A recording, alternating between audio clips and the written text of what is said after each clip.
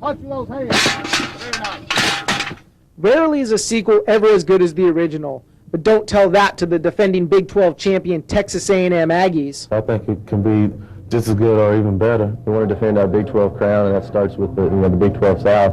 And we're definitely going to make it back to San Antonio. That's been a goal that we've talked about, and we know that after last season that everyone is looking at us, and we've kind of got a bullseye on our chest. So we realize that, and we want to accept that challenge and hopefully get back to New Orleans and play for the national championship.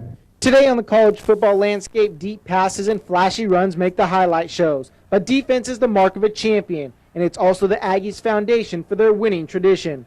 After losing Dat Wynn, Rich Cody, and Warwick Holdman, all defensive starters off last year's championship team, A&M had some big shoes to fill. But it looks like they've done just that. We're just looking forward to any challenges that's bestowed upon us. And, with the necessary practicing and training, I think we're going to be a great defense this year. The Texas A&M Aggies will open up the new Kyle Field this coming Saturday against Tulsa. After beating Louisiana Tech and giving up only 10 yards on the ground, the Wrecking Crew defense has its sights set not only on the Big 12 championship, but a January date in the Sugar Bowl. In College Station, Todd Kleinheinz, News Strong 6 Sports. I was so nervous that, I was just like, don't make a mistake, don't make a mistake. But I got my first interception. Senior cornerback Jason Webster took that first college start as a freshman and built a stellar career at Texas A&M, earning all-conference honors as a senior and solidifying his spot as one of the top defensive backs in the country. And despite the skepticism that many NFL teams had about his size, Webster takes it all in stride. I just tried to allow my toughest trials to introduce me to my greatest potential.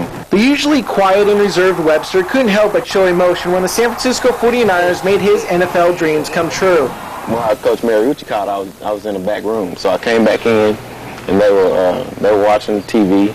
They had the phone to my ear, and they saw my name blink, and it just went crazy. When the 49ers drafted Jason Webster in the second round of this year's draft, they knew they were getting an experienced and talented cornerback. They also knew they were getting someone with tremendous respect from his teammates, and that respect was never more evident than in late November of this past year when Webster was named team spokesman after the tragic A&M bonfire accident. Words really couldn't express how I felt deeply, but I just did my best to try to represent the university. Webster has positively represented Texas A&M for 4 years now, both on and off the field, and will graduate this May with his degree in agricultural management. In College Station, Todd Kleinheinz, News Strong 6 Sports. Reasons they lost, and if they do the same thing tomorrow, Todd Kleinheinz tells us they may drop to 0-2. The war to control the running game starts in the trenches. Here on 3rd and 1, the offensive line blows away the Baylor front line, and Cedric Washington was able to pick up 5 yards. Now it's 1st and 10. Carlton Rowe gets the ball and picks up 15. This time it wasn't just the offensive line. Watching that play again, we can see the fullback Ryan Birch take out Rodney Smith, the middle linebacker, opening up a huge hole for Rowe to run through. 15 yards later, he's inside the 10.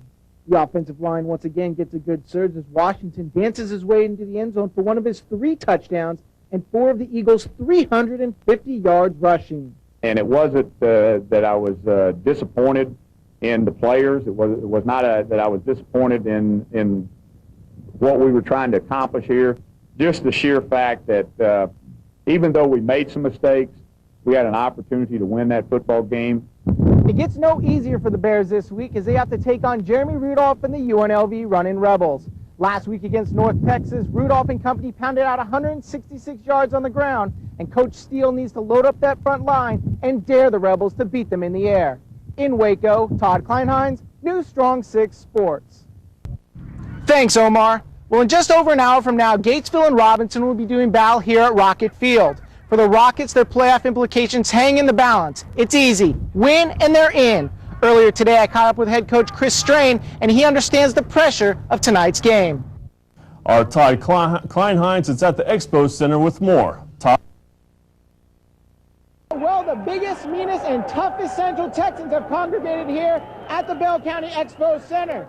The rules here, there aren't no rules. No eye gouging is pretty much the only thing you can't do, and right now Thanks, Mark. Well, the Bartlett Bulldogs are packing up their 12-1 record and heading to Houston this weekend to take on Charlotte in the quarterfinals.